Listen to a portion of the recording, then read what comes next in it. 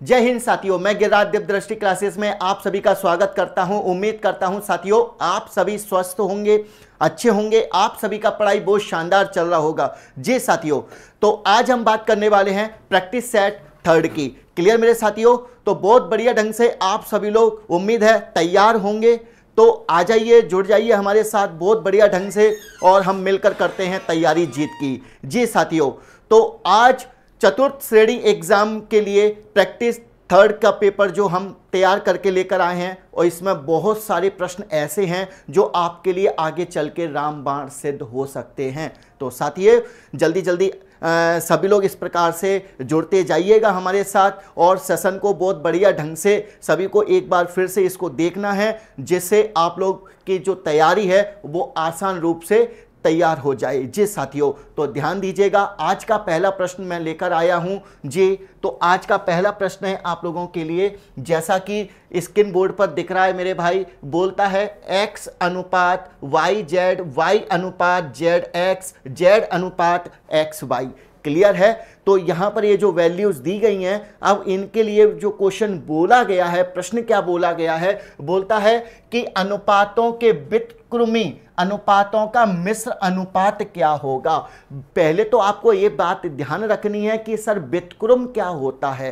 ठीक है, यदि हम व्युत्क्रम की बात करते हैं तो व्युत्क्रम का मतलब क्या होता है, मेरी बात को समझिएगा। जी मेरे साथियों, व्युत्क्रम का मतलब होता है उल्टा। यानी हम व्युत्क्रम की बात करते हैं, यदि हम बात करते हैं व्युत्क्रम की, तो सर व्युत्क्रम क्या होता है।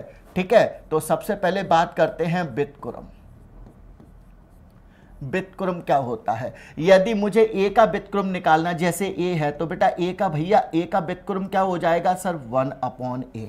क्लियर है? यानी जस्ट उसका उल्टा क्या हो जाएगा, जस्ट उसका उल्टा। क्लियर? यानी इनवर्स। क्लियर मेरे भाई? जी बेटा बिल्कुल। तो मेरे साथियों मेरी बात को ध्यान दीजिए, मिश्र अनुपात का मतलब होता है यानी आपस में जो रेशो दिए गए हैं उनका क्या कर दीजिएगा, गुणा कर दीजिएगा। क्लियर है? तो बड़े ध्यान से देखना, मैंने दोनों बातें आपको समझा दी कि सर व्युत्क्रम क्या होता है और मिश्र क्या होता है। क्लियर? मिश्र का मतलब मिश्रित, ठीक है, यानी मिश्रण, यानी उनका गुणा। ठीक है, तो ध्यान से देखिएगा। तो यहां पर हमारे साथ सबसे पहले रेशो दिया गया है x अनुपात y, तो आप इसका बेटा भैया सबसे पहले लिखोगे व्युत्क्रम अनुपात। क्लियर है? व्युत्क्रम अनुपात। तो व्युत्क्रम क्या हो जाएगा मेरे भाई, तो व्युत्क्रम हो जाएगा सर इनका, यहां से देखिएगा, यहां से इनका यदि अपन व्युत्क्रम की बात करते हैं या हम डायरेक्ट बात करें सीधा सीधा, जी बिल्कुल मेरे भाई, तो यहां से देखिए सबसे पहले मैं ना लिखते हुए डायरेक्ट करने की कोशिश करता हूं। x अनुपात YZ है तो इसका व्युत्क्रम क्या हो जाएगा सर YZ/x। क्लियर है? दूसरे वाले का क्या होगा व्युत्क्रम, दूसरे वाले का व्युत्क्रम हो जाएगा सर ZX/y। तीसरे वाले का व्युत्क्रम क्या हो जाएगा, तीसरे वाले का व्युत्क्रम हो जाएगा सर XY/Z। देन इसके बाद आपको क्या करना है, इसके बाद आपको इनका मिश्र अनुपात निकालना है, और मिश्र अनुपात निकालने के लिए इनका डायरेक्ट क्या कर देना है, गुणा कर देना, जो मैंने आपको अभी बता दिया था। उम्मीद है साथियों इतना पहला प्रश्न है आपको आसानी से समझ में आ गया होगा। सिर्फ दो बातें इसमें पूछी गई थी, दोनों बातें बहुत आसान थी। जी, तो यहां से x से आपका x कैंसिल हो गया, y से y कैंसिल हो गया, z से z कैंसिल हो गया। क्लियर मेरे साथियों? तो आपका कितना बचेगा, बचेगा सर XYZ। क्लियर है? बटे में 1, तो आप इसको क्या लिख सकते हो सर, इसको लिख सकते हैं XYZ रेशो 1। क्लियर है जी? तो उम्मीद है आपको मेरी बात समझ में आ गई होगी और आपका प्यारा सा आंसर आ जाएगा XYZ रेशो 1। क्लियर मेरे साथियों? तो स्वाभाविक है आपको मेरी बात समझ में आ गई होगी और क्वेश्चन भी समझ में आ गया होगा। इसके बाद चलते हैं, मिलते हैं अगले प्रश्न पर। अगला प्रश्न क्या कहता है, बड़ी गहराई से बहुत बढ़िया ढंग से क्वेश्चंस को देखना है, ठीक है, और हर एक प्रश्न पे हमको काम करना है। चलिए यहां पर सबसे पहले प्रश्न को ढंग से पढ़ा जाए। जी, तो यहां पर यदि आप प्रश्न को ढंग से पढ़ते हो तो चीजें आपके लिए बेहतर होती जाएंगी। तो बोलता है सर सेब की कीमत 5 रुपए प्रति किलोग्राम से घटकर 4 रुपए प्रति किलोग्राम हो गई। यानी सीधा सीधा दिख रहा है कि भाई जो कीमत है वो 5 रुपए से 4 रुपए प्रति किलोग्राम हो गई। अब उसके बाद होना क्या है, उसके बाद ये होना है कि जो खर्चा है ना, खर्चा भी बेटा भैया यानी क्या हो गया सर 33 सही 1/3% बढ़ गया। क्या हो गया सर बढ़ गया। तो बताइएगा खपत में यानी कंजम्पशन में क्या उतार चढ़ाव हो जाएगा। तो यहां पर खपत की बात हो रही है तो खपत में क्या उतार चढ़ाव होगा, तो उसको समझने के लिए हमको इस क्वेश्चन को थोड़ा सा सॉल्व करेंगे। क्लियर है। तो कुछ ऐसा नहीं करना है, बस थोड़ा सा समझना है। ठीक है। यानी 33 सही 1/3 कितना होता है सर 33 सही 1/3 होता है सर आपका 1/3। यानी 3 में कितने की वृद्धि सर 1 की वृद्धि। 3 में कितने की वृद्धि सर 1 की वृद्धि। तो आपका खर्चा पहले कितना था सर 3 रुपए था। 3 रुपए से बढ़ के खर्चा अब कितना हो गया सर 4 रुपया हो गया। एक बात समझा रहे हैं तुमको, यानी पहले खर्चा कितना था सर 3 भाग था। 3 भाग से बढ़ के कितना बढ़ गया सर 1 बढ़ गया। तो कितना हो गया सर 4 हो गया। क्लियर है जी। तो यहां से हमारी बात को समझिए, तो समझिएगा मेरी बात को। तो खर्चा जो है आपका वो पहले कितना था सर खर्चा हमारा पहले भाई 3 था। 3 से बढ़ के कितना हो गया सर 4 भाग हो गया। ठीक है। इतने में कोई डाउट कोई परेशानी किसी कैंडिडेट को सर नहीं होनी चाहिए। बिल्कुल प्यार से और धीमे धीमे समझाते जा रहे हैं। जिसमें कीमत की यदि बात करें यदि हम लोग कीमत की बात करें तो कीमत क्या है मेरे भाई, तो प्रति किलोग्राम की कीमत पहले 5 रुपया थी, 5 से घट के 4। क्लियर है। 5 से घट के 4। बड़े ध्यान से देखना, बहुत बढ़िया ढंग से एक एक चीज तुमको समझा देंगे। क्लियर है। यानी सेब की कीमत पहले क्या थी मेरे साथियों, पहले थी भाई कितना भाई यहां पे थी आपकी 5 रुपए प्रति किलोग्राम से 4 प्रति किलोग्राम हो गई, यानी घट गई। तो खर्चा क्या हो गया सर इसमें बढ़ गया। खर्चा बढ़ गया तो खपत में बताओ क्या होगा। तो खपत की यदि हम बात करते हैं तो खपत बराबर क्या होता है, तो सर खपत बराबर होता है खर्चा बटे कीमत। क्लियर है जी। तो बिल्कुल आप यहाँ पे समझ सकते हो मेरे भाई। तो खर्चा बराबर क्या होता है सर, खर्चा बराबर होता है सर कीमत गुणे खपत। क्लियर मेरे भैया जी बेटा बिल्कुल। अब यहां से यदि आप खपत की वैल्यू निकालोगे तो कीमत का क्या करोगे सर डिवाइड कर देंगे। डिवाइड करेंगे तो क्या आ जाएगा आपका रेशो सर 3/5 और यहां से भैया 4:4 यानी इससे कट गया। क्लियर है जी। तो मेरी बात को समझिएगा। तो 4 से तो आपका 4 कट गया तो रेशो कितना बना सर 3:5। बहुत गहराई से मैंने आपको पूरा क्वेश्चन समझा दिया। हमको क्या एग्जाम हॉल में इतनी चीजें लिखने की जरूरत होनी चाहिए क्या? हम लोग इतना सारा लिखेंगे वहां पे खर्चा को, क्या हम बताएंगे एग्जामिनर को लिख के कि ये खर्चा लिखा है ये कीमत लिखी है? नहीं, हम तो सीधा नंबर को लिखेंगे और अपना आंसर निकालेंगे, क्योंकि हमको तो केवल अंकों के साथ खेलना है।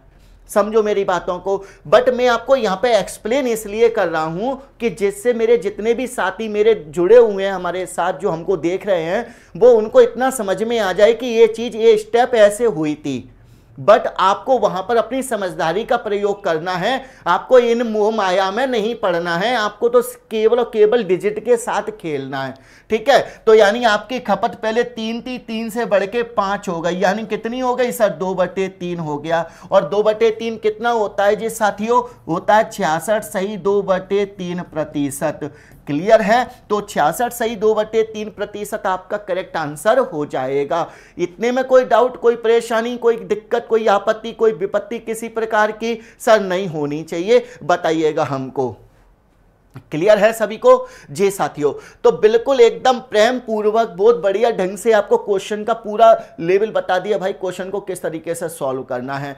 ठीक है। तो ध्यान दीजिएगा, ऐसा प्रश्न यदि आपको दिखता है तो बिल्कुल एकदम धीमे से निपटा देना, आवाज तक मत होने देना। क्लियर है। चलिए बढ़ते हैं अगले प्रश्न की ओर। बोलता है सर एक बैग है, देखो जी ये बैग है, ठीक है, बैग है या एक थैला है, ठीक है, ये थैला है पूरा, ठीक है। अब इस थैले में टोटल 90 रुपए हैं। कितने रुपए हैं मेरे साथियों? 90 रुपए हैं। अब ये 90 रुपए किस प्रकार के हैं सर? इसमें 50 पैसे का सिक्का है, ठीक है, इसमें सर 25 पैसे का सिक्का है और 10 पैसे का सिक्का है। इन तीनों सिक्कों से मिलके ये 90 रुपए बने हैं। ध्यान से देखना मेरी बात को। 90 रुपए एक पोटली में है, उस पोटली में 50 पैसे के सिक्के हैं, 10 पैसे के सिक्के हैं और 25 पैसे के सिक्के हैं। हालांकि ऐसे क्वेश्चंस को विद इन भैया सेकंड में किया जाता है, उंगलियों पे कर दिया जाता है। हिसाब वाले क्वेश्चन है, हिसाब वाले क्वेश्चन को ऐसे ही निपटाना चाहिए। लेकिन दरअसल क्या होता है, कुछ लोग पहली बार देख रहे होते हैं जी, तो यहाँ पर समझिए, तो मेरी बात को समझिए। तो हमारे साथ तो भाई हर प्रकार का कैंडिडेट जुड़ा हुआ है, तो हम तो बेटा हर साथ में सबको लेके चलने वाले हैं। तो समझिए, जो यदि पहली बार भी इस सेशन को देख रहा होगा ना, उसको भी हमारी बात समझ में आ जाएगी पूरे रूप से। बस आप थोड़ा समझने की, अपनी समझदारी का परिचय देना। यदि आपने अपनी समझदारी का परिचय दे दिया तो स्वाभाविक है आप राजा बन जाओगे। क्लियर जी? बिल्कुल, हम एक्स वाई नहीं मानेंगे, यहाँ पर एक्स वाई मान के नहीं कराएंगे, बट आप समझने की कोशिश करना चीज़ों को, ठीक है। चलो यहां पर देखिए, एक बैग में 90 रुपए थे, जिसमें क्या क्या था सर, आपका 50 पैसे का सिक्का था। क्लियर बेटा भैया? बिल्कुल 50 पैसे का सिक्का है। दूसरा क्या है सर, 25 पैसे का सिक्का है, ठीक है। अगला क्या है सर, 10 पैसे का सिक्का है। बड़े ध्यान से देखना, ठीक है, ज्यादा दिमाग नहीं लगाना फालतू का। अब यहां पर 50 पैसे का सिक्का है, 25 पैसे का सिक्का है, 10 पैसे का सिक्का है। यदि मैं इसको रुपए में कन्वर्ट करूं, अब रुपए में क्यों कन्वर्ट कर रहे हो सर आप?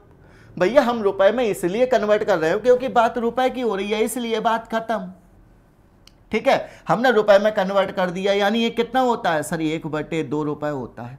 ये कितना होता है सर, 1/4 रुपए होता है। सर ये कितना होता है सर, 1/10 रुपए होता है। क्लियर मेरे साथियों? जी भैया बिल्कुल। अब यहां से सिक्कों की संख्या का अनुपात कितना कितना है, तो सिक्कों की संख्या का अनुपात सर 2:3:5 है। क्लियर मेरे साथियों? जी। तो यहां से आपको क्या कर लेना है, हमको पता है, मान लीजिए मेरे पास 50 पैसे के 2 सिक्के हैं, तो मेरे पास कितने रुपए हो गए सर, 1 रुपया हो गया। अब क्या ये चीजें हमको इतना लिखने की जरूरत होनी चाहिए? जैसे मान लो मैंने अपना दिमाग से सेट कर लिया कि मेरे पास 1 रुपए, ये 50 पैसे के 2 सिक्के हैं, तो 50 पैसे के 2 सिक्के हैं तो मतलब मेरे पास 1 रुपया हो गया। दिमाग लगाओ सीधा सीधा। और मेरे पास 25 पैसे के 3 सिक्के हैं, 25 पैसे के 3 सिक्के हैं, तो कितने रुपए हो गए, 1.25 रुपए हो गए। कितना मेरे भाई, सॉरी कितना हो गया मेरे पास, ये 25 के कितने हैं, 3 है, 75 पैसा हो गया मेरे पास। कितना हो गया सर, 75 पैसा हो गया, क्योंकि 25 पैसा 25 पैसा 50 पैसा और 25 पैसा, फिर 25 दिया 75। क्लियर मेरे भाई? कैसे भी ऐड कर लो जैसे तुमको करना, बिल्कुल बेसिक लेवल से तो भी बता दूंगा जी। तो यहां से देखो मेरे भाई, 25 पैसे के 3 सिक्के, तो यहां से 1 रुपया, यहां से 75 पैसा, और यहां पे भैया देखो मेरे साथियों 10 पैसे के 5 सिक्के, यानी 50 पैसा।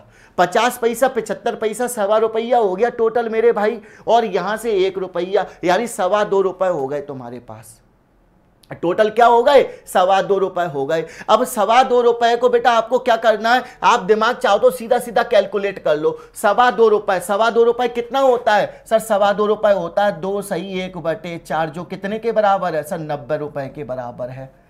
क्लियर है? तो भैया ये कितना आ जाएगा सर, 9/4 हो जाएगा। 9/4 की वैल्यू 90 है, तो सर 1 की वैल्यू 40 होगी। 1 की वैल्यू कितनी आएगी सर, 1 की वैल्यू 40 हो जाएगी। तो किसका पूछ रहा है, 25 पैसे के सिक्कों की संख्या, और 25 पैसे के सिक्कों की संख्या कितनी है सर, 3 है, 3 की वैल्यू 120। बात खत्म, ये आंसर आ गया। क्लियर मेरे साथियों? बी ऑप्शन आंसर हो गया। यदि आप थोड़ा सा दिमाग लगा दो तो आप राजा बन जाओगे। आपको इतना भी लिखने की जरूरत नहीं है, आपको इतना लिखने की जरूरत नहीं है, यदि आप थोड़ा सा दिमाग से खेल जाओ तो। लेकिन अब बात आती है कि सर इसको सॉल्व कैसे किया जाए, तो मैं बता दे रहा हूं सॉल्व कैसे करना है। ठीक है, देखिए अब यहां पर अपन को करना है कि भैया 50 पैसे है, 50 पैसे का मतलब 1/2, तो 1/2 के कितने सिक्के सर, 1/2 के 2 सिक्के हैं। क्लियर जी? उसके बाद यहां पर देखिए सर 1/4 के कितने सिक्के हैं सर, 1/4 के 3 सिक्के हैं, और यहां पर सर यहां पर कितने हैं, तो 1/10 के सर 5 सिक्के हैं।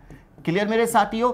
जो टोटल यदि मैं इनको ऐड कर देता हूं इन सभी रुपए को, तो ये किसके बराबर है सर, 90 रुपए के बराबर है। किसके बराबर है सर, 90 रुपए के बराबर है। क्लियर है मेरे साथियों? तो उम्मीद है आपको मेरी बात समझ में आ गई होगी। इतने में आपको कोई भी परेशानी नहीं होनी चाहिए। अब यहां से 2 से आपका 2 चला गया, देखो आ गया 1 रुपया। यदि 3/4, 3/4 कितना होता है सर, 75 पैसा, तो ये होता है सर 1 + 3/4 + और एक कितना आ जाएगा सर 1/2। ये लो जी ए आ गया आधा रुपया, तो ये बराबर किसके है सर 90 के है। क्लियर मेरे साथियों। तो यहां से आप इसको ऐड करोगे तो सर देखिए एलसीएम आप 4 ले लो, 4 एलसीएम लोगे तो 4 3 और 2, 4 3 2 बेटा कितना हो गया सर यहाँ से 9 हो गया, तो ये 9 बराबर 90। क्लियर है। आगे देखो वही कहानी लौट के पूरी, तो ये 10, तो एक की वैल्यू कितनी आएगी सर, एक की वैल्यू 40 आएगी। जब एक की वैल्यू 40 आएगी तो सर किसका आंसर चाहिए सर 25 पैसे का चाहिए।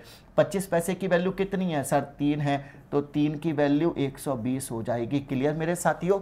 यदि आप इसको सॉल्व करना चाहते हो तो भैया आपका सॉल्यूशन ए है। क्लियर जी। और यदि आप दिमाग लगा दो तो भैया आपका काम ऐसे हो जाएगा, यदि आप दिमाग लगा दो तो आपका काम ऐसे हो जाएगा। मैं दोबारा से फिर समझा दे रहा हूं, एक बार फिर समझा दे रहा हूं, मेरी बात को समझना, एक बार फिर समझा दे रहा हूं, ध्यान से देखना मेरी बात को, कि 50 पैसे के कितने सिक्के सर 2 सिक्के, 50 पैसे के 2 सिक्के 1 रुपया हो गया, दिमाग लगाना सीधा। 25 पैसे के 3 सिक्के 75 पैसा हो गया। 10 पैसे के 5 सिक्के सर 50 पैसा हो गया। 50 पैसा 75 पैसा सवा रुपया हो गया, सवा रुपया 1 रुपया, सवा 2 रुपया हो गया। सवा 2 रुपया कितना कहलाता है सर, सवा 2 रुपया 2 सही 1/4 कहलाता है, जो कितने के बराबर है सर 90 के बराबर है। तो बेटा भैया ये कितना हो गया सर 9/4 की वैल्यू 90 है, तो एक की वैल्यू कितनी आएगी सर 40 आएगी। तो बोलता है 25 पैसे के सिक्कों की संख्या कितनी है सर 3 है, तो 3 की वैल्यू 120 हो जाएगी। बात खत्म। क्या हमें इतना भी लिखने की जरूरत थी? अरे बिल्कुल नहीं होनी चाहिए थी। क्या हमें ये चीजें लिखनी पड़ेंगी? अरे बिल्कुल नहीं लिखनी पड़ेंगी। आप बिना पेन के क्वेश्चन का आंसर लगा सकते हो। 120 इज द करेक्ट आंसर। बात खत्म। क्लियर है। चलो बढ़ते हैं अगले क्वेश्चन पर। पूरा ऑपरेशन करा दिया मेरे भाई। चलिए अगला क्वेश्चन क्या कहता है कि सर एक वस्तु को 10% की हानि पर बेचा जाता है। मान लीजिए कोई एक वस्तु है जिसको 10% की हानि पर बेचा गया, ठीक है। यदि उसे 9 रुपए अधिक में बेचा जाता है तो 12.5% का लाभ होता है। तो वस्तु का क्रय मूल्य बताइएगा। देखिए यहां पर मान लीजिए मेरी वस्तु का ये सीपी है, ठीक है। अब हमने वस्तु को कितने पे बेचा भैया, हमने बेचा यहां पर at 10% loss, at 10% loss. Clear मेरे भाई। और यदि मैं यहां पर बेचता हूं तो यहां क्या होता है सर, यहां पर 12.5% का लाभ होता है। यहां क्या होता है सर 12.5% का लाभ होता है। क्लियर है। यदि हम थोड़ा सा दिमाग लगाते हैं राजा बाबू, मेरी बात को समझना, तो यहां से यदि मैं थोड़ा सा दिमाग लगा दूं तो सर इनके बीच का डिफरेंस कितना हो जाएगा। यदि मैं इनके डिफरेंस की बात करूं तो सर यहां से लेके यहां तक का डिफरेंस क्या हो जाएगा, तो डिफरेंस इसका देखो ऑलरेडी ये पॉजिटिव है, ये ऑलरेडी माइनस है। तो यानी इसका मतलब जब हम इसका डिफरेंस निकालेंगे तो ये दोनों जुड़ जाएंगी। क्या हो जाएंगी सर, जुड़ जाएंगे। तो कितना आएगा मेरे भाई आंसर, तो सर आपका आंसर आ जाएगा कितना मेरे भैया 22.5। कितना आ जाएगा सर 22.5। यानी 22.5% की वैल्यू कितनी है सर 9 रुपया है। 22.5% की वैल्यू कितनी है सर 9 रुपया है। तो बोलता है सर 100% की वैल्यू बताओ, यानी क्रय मूल्य की वैल्यू बताओ। तो 100% कितना हो जाएगा सर, इतना हो जाएगा। क्लियर मेरे साथियों जी। तो उम्मीद करता हूं आपको मेरी बात समझ में आ गई होगी। इतने में आपको कोई भी परेशानी, कोई भी डाउट नहीं होना चाहिए। क्लियर है मेरे भाई जी। बेटा बिल्कुल। तो मेरी बात को समझिए। कितना आएगा आंसर, पॉइंट हटाओ 0 बढ़ाओ, यहां से ये गया कितनी बार सर 25 बार। 25 से ये चला जाएगा सर कितना मेरे भाई, तो यहां से ये कितना है 100 है। 100 की वैल्यू चाहिए हमको, तो यहाँ से हमारा वैल्यू आ जाएगा सर 25 चौक 100, 40 रुपये। 40 रुपये is the correct answer. Clear है। चलिए ऑप्शन ए आपका आंसर हो जाएगा। बताइए कोई डाउट किसी कैंडिडेट को? जी बिल्कुल। उम्मीद है एक एक चीज़ आपको ऐसे समझा दूंगा एकदम प्यार से, आपको कतई कोई प्रॉब्लम नहीं आने वाली। ठीक है, कतई प्रॉब्लम नहीं आने वाली। आप खुद दिमाग लगा सकते हो। क्या हमें अब खुद बताइए, क्या हमको इतनी चीज़ें लिखने की ज़रूरत होनी चाहिए थी? हमको तो डायरेक्ट इनका डिफरेंस देख लेना है कि भैया 12.5% के लाभ, ठीक है, और 10% की हानि। सर डिफरेंस क्या होगा सर, डिफरेंस 22.5 हो जाएगा। 22.5 की वैल्यू 9 रुपया है। ठीक है, ध्यान से सुनना, 22.5 की वैल्यू 9 रुपया है, तो भैया 100% की वैल्यू कितनी होगी सर 40 हो जाएगी। कितनी होगी सर 40 हो जाएगी। क्लियर है, तो उम्मीद है आपको मेरी बात समझ में आ गई होगी। इतने में आपको कोई भी दिक्कत कोई भी परेशानी नहीं होनी चाहिए। क्लियर मेरे साथियों, चलिए आगे बढ़ते हैं। देखिए यहां पर बोलता है सर 6 साल बाद ए की आयु बी की आयु की 3/7 गुना हो जाती है, यानी 3/7 भाग हो जाती है, 3/7 भाग हो जाती है। और 10 साल पहले ए और बी की आयु का अनुपात 1:5 था।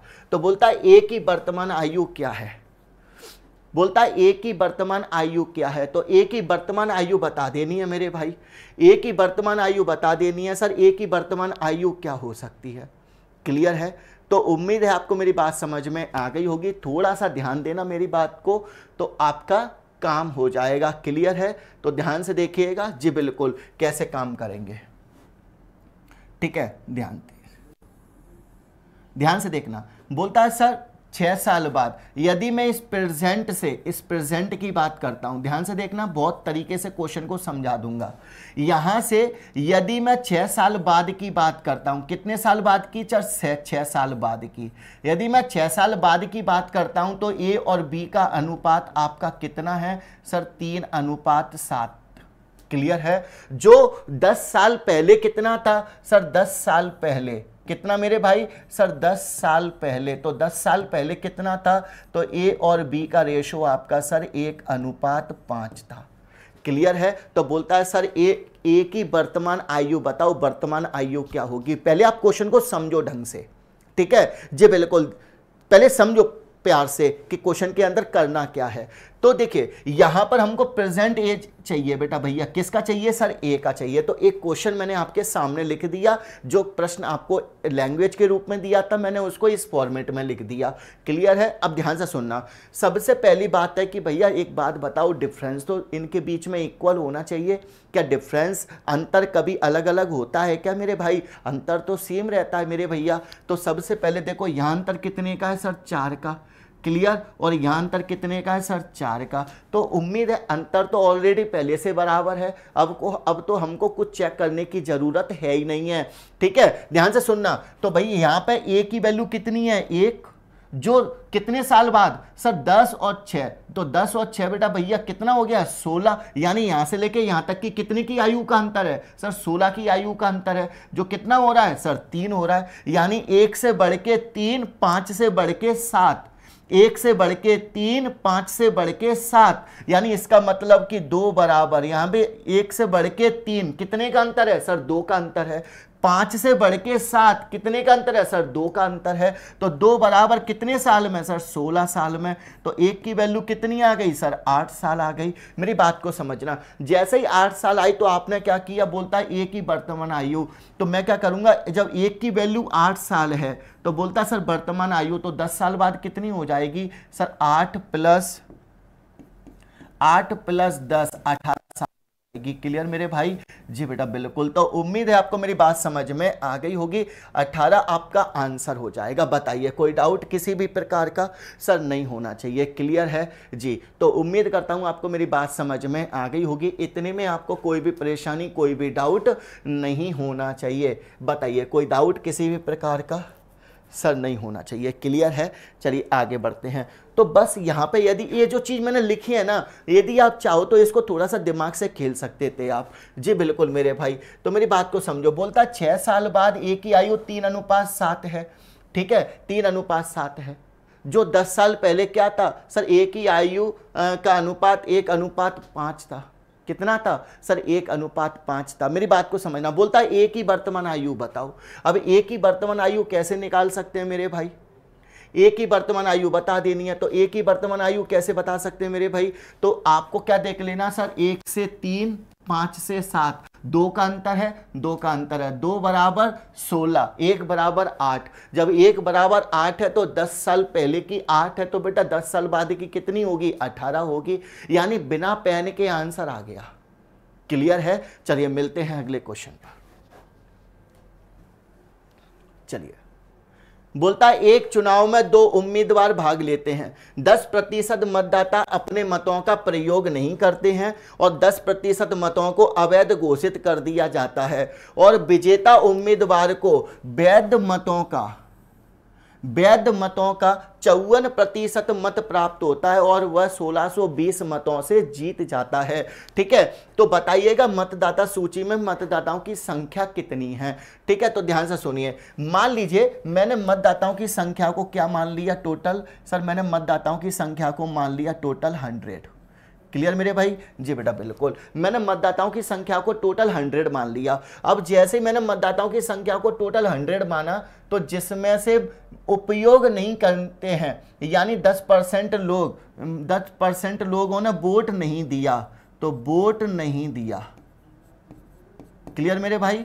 तो वोट नहीं दिया, कितने लोगों ने वोट नहीं दिया? सर 10% लोगों ने वोट नहीं दिया।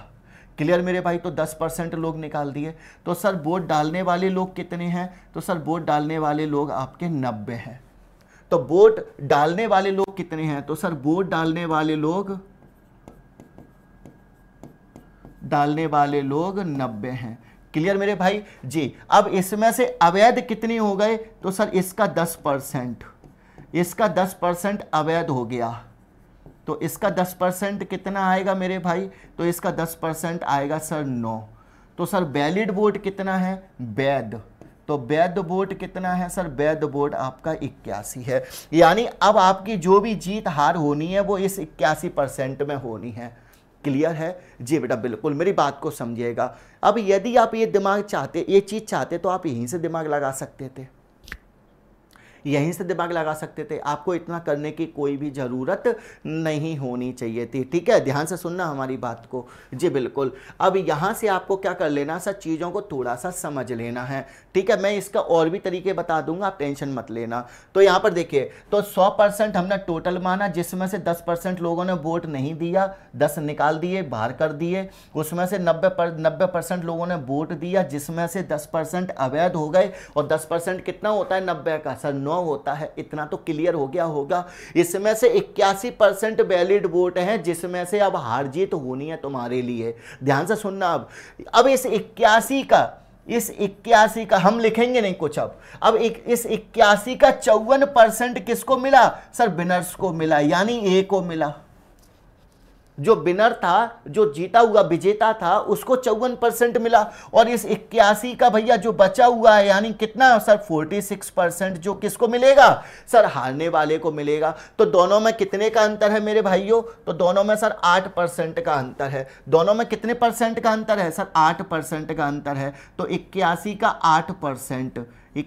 8% कितने के बराबर है? सर 1620 के बराबर है। यदि मैं चाहता तो भैया मैं इतना सारा नहीं लिखता। मैं ये जो चीजें, इतनी सारी चीजें आपको यहाँ पे एक्सप्लेन किया हूं ना, यदि मैं एग्जाम हॉल के अंदर बैठा होता तो मैं इतनी सारी चीजों को नहीं लिखता।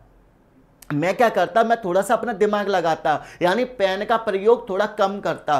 क्या करता मेरे भाई कि मैंने देखा कि 2 उम्मीदवार भाग ले रहे हैं, 10% मतदाता प्रयोग नहीं कर रहे हैं, यानी 10% लोगों ने वोट नहीं डाला, यानी वोट डालने वाले 90 लोग हैं। अब मुझे इसमें लिखने की क्या जरूरत है? बट मैंने आपको एक्सप्लेन किया।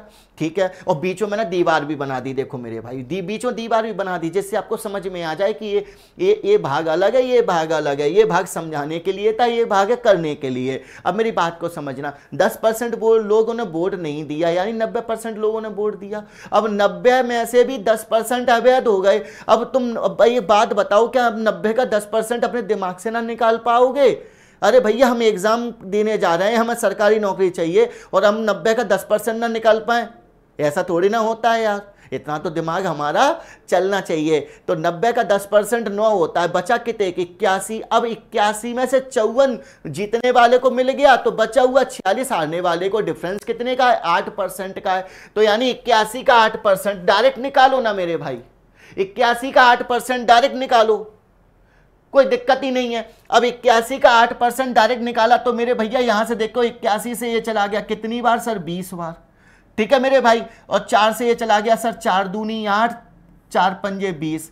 क्लियर भाई जी बेटा बिल्कुल। 2 से ये चला गया सर 50, यानी 1 की वैल्यू कितनी आ गई सर, 1 की वैल्यू 250 आ गई। तो सर 100 की वैल्यू कितनी होगी सर, 100 की वैल्यू 25,000 हो जाएगी और 25,000 is the correct answer. Clear है मेरे भाई, कहाँ है ऑप्शन डी। यानी आपको इतना करने की जरूरत नहीं है, आपको सिर्फ ये दिमाग लगाना था, इतने में बस इतना दिमाग लगाना था मेरे भाई, सिर्फ इतना करना था। इतना कर देते ना तो आप राजा बन जाते बस।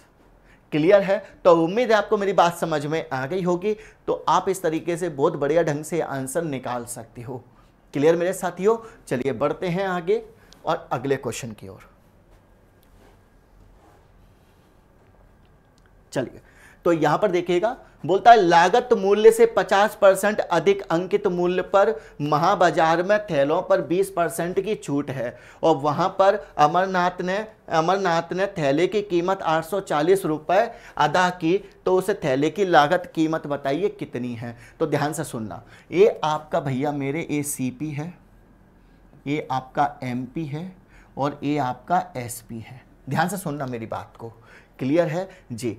अब यहां पर बोलता है लागत मूल्य से 50% अधिक अंकित करता है। यदि मैंने CP को 100 बोल दिया तो सर MP आपका कितना हो जाएगा सर, 150 हो जाएगा। और इस MP पर क्या हुआ सर, इस MP पर 20% की छूट दी गई, तो इस MP पर 20% की छूट दी गई तो सर 150 का कितना परसेंट, अच्छा 20% कितना होता है सर, 20% होता है 1/5। क्लियर है मेरे भाई, 20% कितना होता है सर, 1/5। तो भैया इसका 20% की छूट है तो 4/5 निकाल दो, यानी 5 रुपए में 1 रुपए की छूट है। तो कितने में बेचा सर, 400 कितने 4/5 रुपए में बेचा। तो 4/5 जो कितने के बराबर है सर, 840 के बराबर है। क्लियर मेरे भाई जी बिल्कुल। तो उम्मीद है आपको मेरी बात समझ में आ गई होगी। इतने में कोई डाउट किसी कैंडिडेट को जी बिल्कुल मेरे भैया। यदि आप इस चीज को ऐसे ना लिखना चाहो तो आप ऐसे भी कर सकते हो कि सर 5 से 3 गया, यानी ये हो गया सर आपका 120। क्लियर मेरे भाई। अब 120 की वैल्यू कितनी है सर, 120 की वैल्यू 840 है। 120 की वैल्यू कितनी है सर, 840 है। इंटू कितने का हो रहा है सर, 7 का हो रहा है। तो यहां पे क्रय मूल्य की बात कर रहा है तो इसमें भी इंटू 7 कर दो मेरे भाई। तो कितना आ गया सर, 700 आ गया। 700 is the correct answer. Clear है, कहां है ऑप्शन बी। आपको ज्यादा कुछ करने की जरूरत नहीं है चीजों में, और ये भी मैंने आपको बहुत एक्सप्लेन कर दिया मेरे भाई, ये समझो इसमें बहुत समय दे दिया तुमको, इतना भी तुमको करने की जरूरत नहीं होनी चाहिए थी। क्लियर है जी। तो साथियों आप बहुत बढ़िया ढंग से आराम से काम कर सकते हो, इतने में आपको कोई भी परेशानी, कोई भी डाउट, कोई भी आपत्ति विपत्ति नहीं होनी चाहिए। बताइए, क्लियर है जी बेटा बिल्कुल। तो उम्मीद है आपको मेरी बात समझ में आ गई होगी। चलिए मेरे साथियों आगे बढ़ते हैं, आ जाइए। तो यहां से देखिएगा, मेरी बात को समझा, किसी धनराशि पर, अच्छा इसमें यदि हम बात करें सर साधारण ब्याज की, साधारण ब्याज क्या होता है सर, साधारण ब्याज यानी SI बराबर होता है सर RT%। क्या होता है सर, RT% होता है। क्लियर मेरे भैया जी, ये पढ़ा होगा आप लोगों ने। SI बराबर क्या होता है सर, RT% होता है जब P की वैल्यू 1 कर दी जाती है। क्लियर मेरे भाई, तो मेरी बात को समझा। तो किसी धनराशि पर 7.5 वार्षिक दर से 15 माह का साधारण ब्याज उसी धनराशि पर 12.5% वार्षिक दर से 8 माह के साधारण ब्याज से 32 रुपए 32.50 यानी 32.50 रुपए ज्यादा है, तब धनराशि क्या होगी, हमको धनराशि की वैल्यू बता देनी है। क्लियर है, तो इसको सॉल्व करते हैं सर। 7.5% कितना होता है सर, 15/2। क्लियर मेरे भाई जी बेटा बिल्कुल, यानी 15/2%। 15/2% कितने महीने के लिए सर, 15 माह के लिए। 15 माह का मतलब होता है वार्षिक है मेरे भाई, तो 15 माह का मतलब होता है 15/12। क्लियर है, तो ये हो गया आपका पहला। ठीक है जी, पहला ब्याज हो गया। अब इसमें से यदि आप इसको माइनस करते हो, किसको माइनस करते हो मेरे भाई, 12.5। 12.5 कितना होता है मेरे भैया, 12.5 होता है सर आपका 25/2। 25/2 आपका रेट % हो गया, इनटू कितने माह के लिए सर, 8 माह के लिए 8/12। क्लियर है मेरे भैया, जो कितने के बराबर है सर 32.50 के बराबर है। क्लियर है, ये मैंने आपको लिख के एक्सप्लेन करके समझा दिया, बता दिया, मेरी बात को समझना।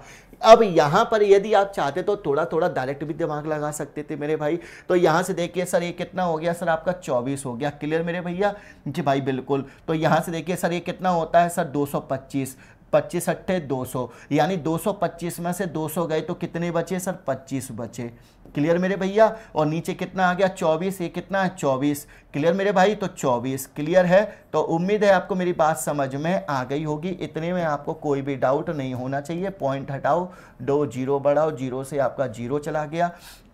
अब 25 से इसको कैलकुलेट करो मेरे भाई, 25 से कैलकुलेट करेंगे तो आपका कितना आ जाएगा सर, यहाँ से देखिएगा 25 से इसको कैलकुलेट किए हम लोग, तो 25 से इसको कैलकुलेट करेंगे तो 25 से कम 25 और 25 तिया 75। क्लियर है जी भाई, तो यहाँ से आप इसको कैलकुलेट कीजिएगा तो सर 1 का वैल्यू, यहाँ से देखिए किसका वैल्यू चाहिए हम लोगों को, धनराशि की वैल्यू चाहिए। तो धनराशि की वैल्यू निकालने के लिए ये कितना आ जाएगा आपका सर, ये आ जाएगा 24 × 13। ठीक है, 24 × 13/10। क्लियर मेरे भाई, तो ये आपकी वैल्यू आ जाएगी। अब इसमें हमको 100 की वैल्यू निकाल देनी है। किसकी वैल्यू, 100 की, तो 100 का गुणा कर दीजिए। 100 का गुणा करेंगे तो जीरो से जीरो चला गया, तो आपका कितना जाएगा, तो यहाँ से देख लिया 13 चौक 52। क्लियर मेरे भाई, 13 चौक 52, 13 दूनी 26, 31 3120 आपका आंसर हो जाएगा। क्लियर है, तो आपको ज़्यादा कुछ ऐसा करने की ज़रूरत नहीं है। इसमें भी मैंने आपको बहुत कैलकुलेशन करके सिखा दिया है। क्लियर मेरे भाई, तो आप बहुत बढ़िया ढंग से यहाँ से भी काम कर सकते हो। क्लियर है, तो आप थोड़ा सा दिमाग लगा सकते हो, सोच सकते हो, देख सकते हो आप इसको काम कैसे करना है। क्लियर मेरे भाई जी भाई बिल्कुल, तो समझिए, थोड़ा सा समझने की कोशिश करें, करने की कोशिश करें कि आपको क्या काम करना है। क्लियर है, चलिए मिलते हैं आगे अगले क्वेश्चन पर। यहां पर देखिए, बोलता है किसी धनराशि पर 2 वर्ष का चक्रवृद्धि ब्याज 615 रुपए है। ठीक है, ध्यान से सुनना, यानी किसी धनराशि पर 2 वर्ष का चक्रवृद्धि ब्याज 615 रुपए है, तो उतनी ही अवधि का साधारण ब्याज 600 रुपए है। यानी 2 वर्ष का यदि चक्रवृद्धि ब्याज, 2 वर्ष का चक्रवृद्धि ब्याज यदि 2 वर्ष के लिए, तो 2 वर्ष के लिए 2 वर्ष का यदि आपका SI 600 है और CI कितना है सर 615 है, तो यहां से ब्याज कितना बढ़ा सर 15 रुपए बढ़ा। क्लियर मेरे भाई, तो हमको क्या निकालनी है सर, रेट परसेंट निकालनी है। तो रेट परसेंट निकालने के लिए क्या करेंगे हम लोग सर, हम निकालेंगे रेट परसेंट। तो रेट परसेंट निकालने के लिए आपको क्या करना है सर, यहाँ से देखिए 15 रुपए का डिफरेंस है, और रेट परसेंट क्या होता है, पर एनम होता है। तो 1 साल का क्या हो जाएगा, तो 1 साल के लिए हमको क्या कर देना सर, इसका आधा कर देना है। तो इसका आधा कर दो, 600 का आधा कितना होता है सर 300 होता है। क्लियर मेरे भाई, तो 15 एकम 15, 15 दूनी 30, यानी कितना परसेंट सर 5%। 5% आपका रेट परसेंट हो जाएगा। क्लियर है, इतने में कोई डाउट किसी कैंडिडेट को मुझे बताओ जी। बिल्कुल मेरे भाई, दोबारा से समझ लो कि भाई देखिए, किसी धनराशि पर 2 वर्ष का चक्रवृद्धि ब्याज 615 रुपए है। ठीक है, उतनी ही अवधि का साधारण ब्याज 600 रुपए है। तो सर 1 साल का कितना हो जाएगा, 1 वर्ष का, तो 1 साल का कितना हो जाएगा, तो सर 1 साल का हो जाएगा 300 रुपए। क्लियर मेरे भाई, अब 300 पे 15 रुपए का ब्याज, 300 पे 15 का ब्याज कितना होता है सर 5% होता है मेरे भाई। ठीक है, अब यहां से मूल धनराशि वार्षिक ब्याज बताइएगा। तो देखिए यहाँ पे भी भैया 5% है, यहाँ भी 5% है, यानी 2 ऑप्शन तो तुम्हारे खत्म।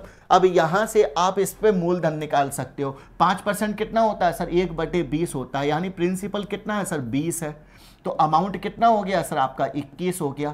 कितने वर्ष के लिए सर 2 वर्ष के लिए। तो 2 वर्ष के लिए मेरे भाई, तो 2 वर्ष के लिए क्या हो जाएगा सर, ये 400 हो जाएगा, स्क्वायर कर दो, ये आपका 441 हो जाएगा। क्लियर है, जिसमें आपका CI कितना दिया है सर, CI आपका 615 है। यहाँ पर डिफरेंस बताओ, यहाँ डिफरेंस कितने का है मेरे भैया सर 41 का डिफरेंस है, जो कितने के बराबर है 615 के बराबर है।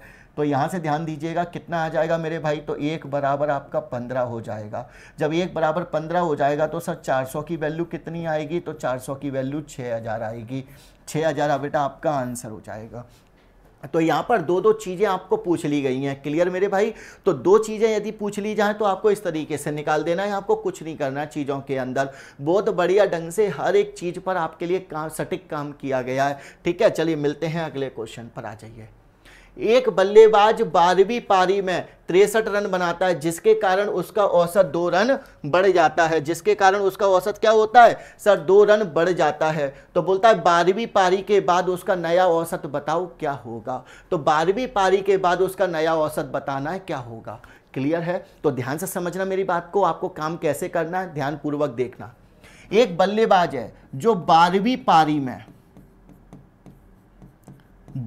पारी में साथियों कितने रन बनाता है सर? 63 रन बनाता है। कितने रन बनाता है सर? 63 रन बनाता है।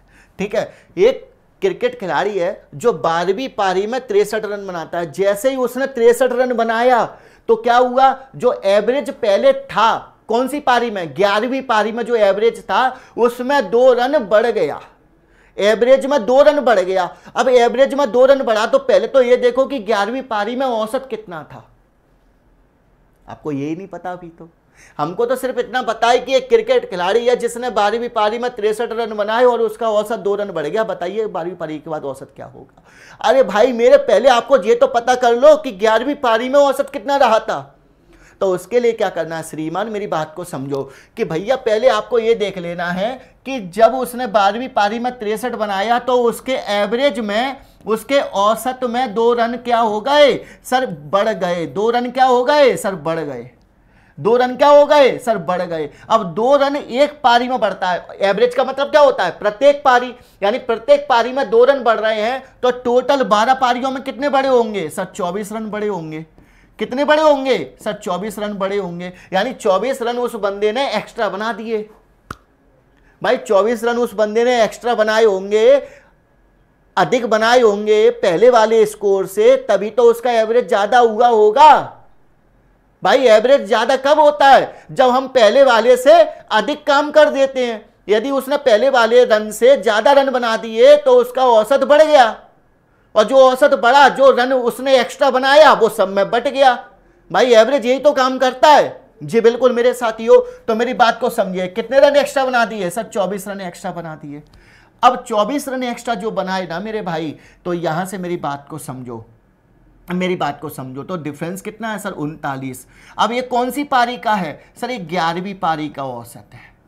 ये कौन सी पारी का औसत है? 11वीं पारी का औसत है। क्लियर मेरे भाई? जी बेटा बिल्कुल। तो बोलता सर 12वीं पारी का औसत क्या होगा? तो +2 कर दो, 41। जो 41 जो आया ना वो 12वीं पारी का औसत है।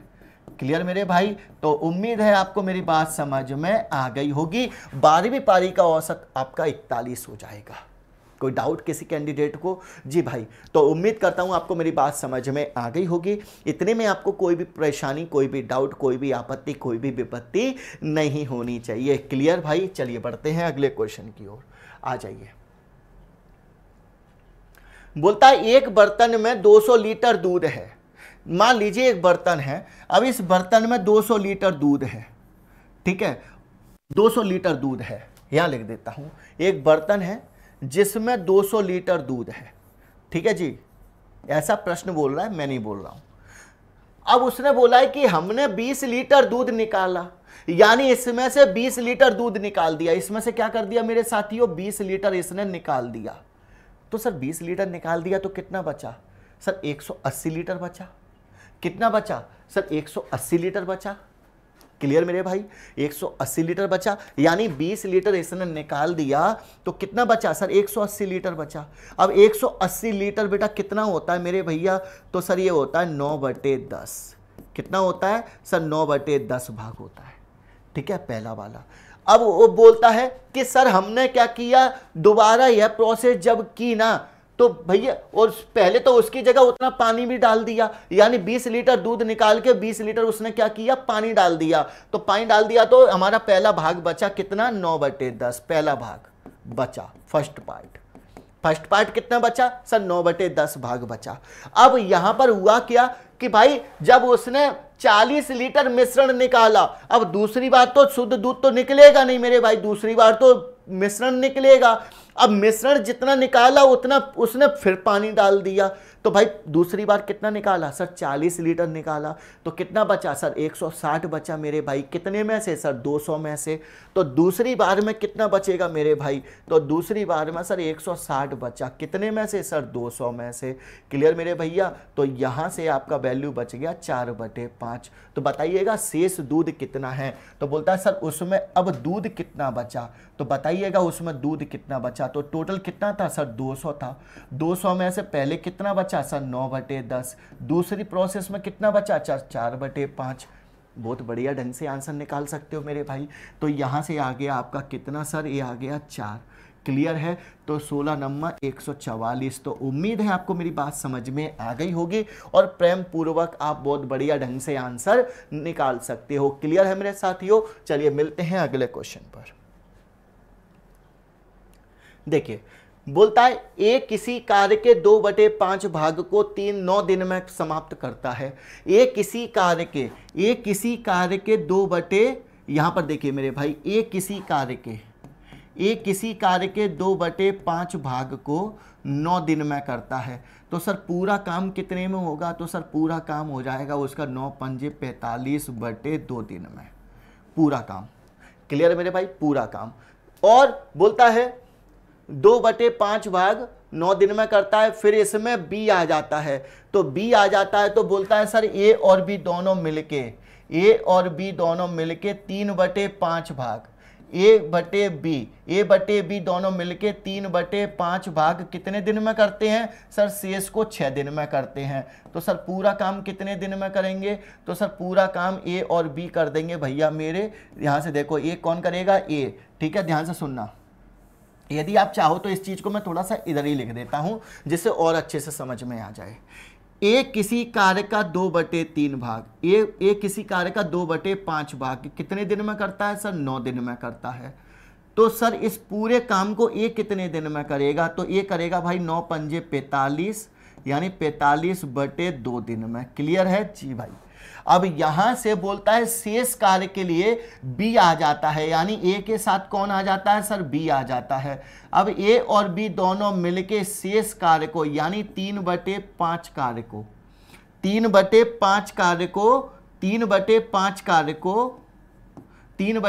कार्य को 6 दिन में करते हैं। तो सर पूरा काम कितने दिन में करेंगे, तो सर पूरा काम ए और बी दोनों मिलके 10 दिन में करेंगे। कितने दिन में सर, 10 दिन में। तो यहां से मैंने क्या किया, दोनों का एलसीएम ले लिया। एलसीएम लिया तो सर कितना आ गया, यहां से देखिए सर 90 आ गया। एलसीएम कितना आ गया सर, 90 आ गया। एलसीएम 90 आया तो 45 दूनी 90 यानी ये 4 करेगा।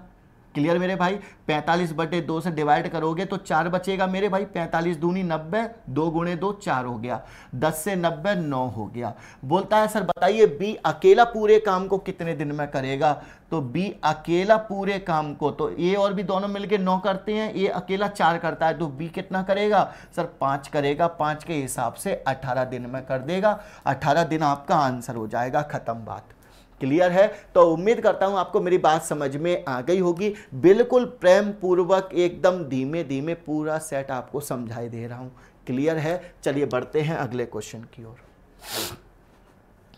देखिए अब मेरी बात को समझिए, बड़े ध्यान से देखना।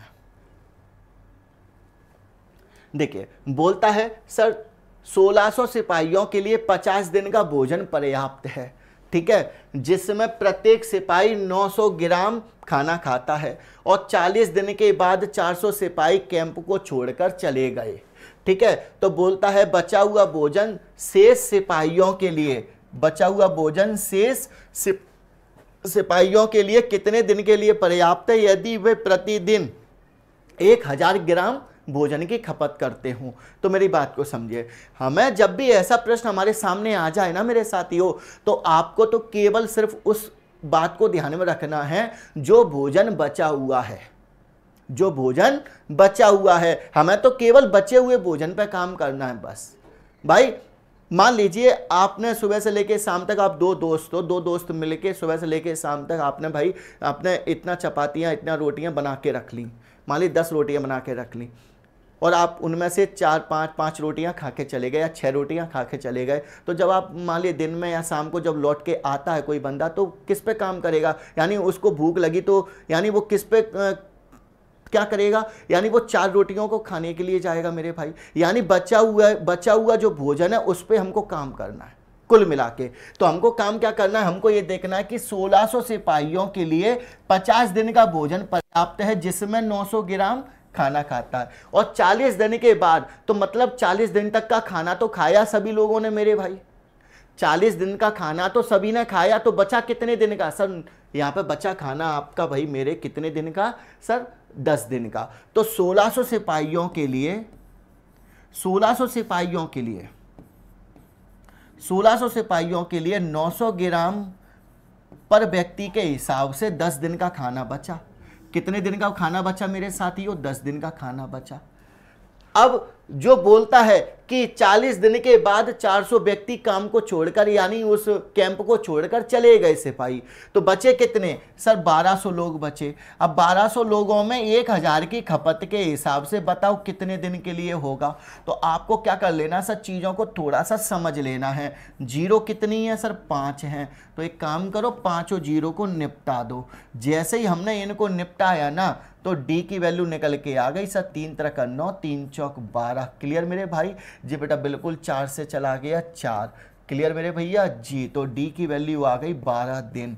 12 दिन आपका करेक्ट आंसर हो जाएगा। क्लियर है? चलिए आगे बढ़ते हैं। उम्मीद है आपको मेरी बात समझ में आ गई होगी, इतने में आपको कोई भी परेशानी नहीं हुई होगी। क्लियर भाई? चलिए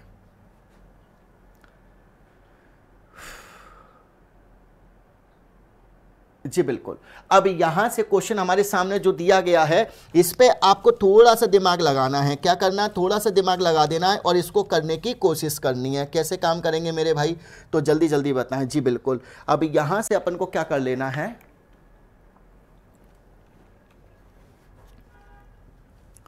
चलिए, जब एक विद्यार्थी 2.5 किलोमीटर प्रति घंटे की चाल से अपने घर से स्कूल जाता है और 6 मिनट लेट हो जाता है, यानी वो 2.5 किलोमीटर पर घंटे की चाल से चलता है, तो सर लेट हो रहा है, 6 मिनट लेट हो रहा है। यदि वो 3 किलोमीटर पर घंटे की चाल से चलता है तो 10 मिनट जल्दी पहुंच जाता है। तो बोलता है सर उसके घर से स्कूल के बीच की दूरी ज्ञात करो, दूरी कितनी है? तो दूरी क्या होती है मेरे भाई? डिस्टेंस बराबर होता है sir speed into time. Correct? Clear मेरे भाई? जी बिल्कुल। यानी डिस्टेंस बराबर होता है सर स्पीड इनटू टाइम। इतने में कोई डाउट किसी कैंडिडेट को सर नहीं होना चाहिए। अब यहां से इसको क्या करना है, इसको सॉल्यूशन कैसे करना है? तो इसका सॉल्यूशन बहुत बढ़िया शानदार तरीके से बता देता हूं।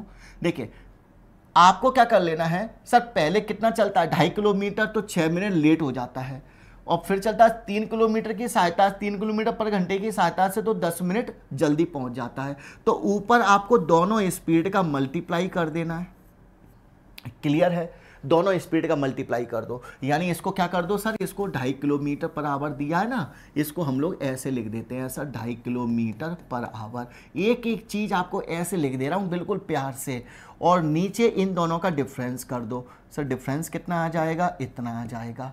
क्लियर है? इनटू ये स्पीड हो गया, ये आपके रिलेटिव स्पीड निकल के आ गई। टोटल पूरी स्पीड जो चाहिए हमको कॉन्सेप्ट लगा देना है। ऊपर क्या कर देना सर, इतने की गति से चलता है, इतने की गति से चलता है, तो दोनों का आपको ऊपर मल्टीप्लाई कर देना है, नीचे आपको डिफरेंस निकाल देना है। क्लियर है?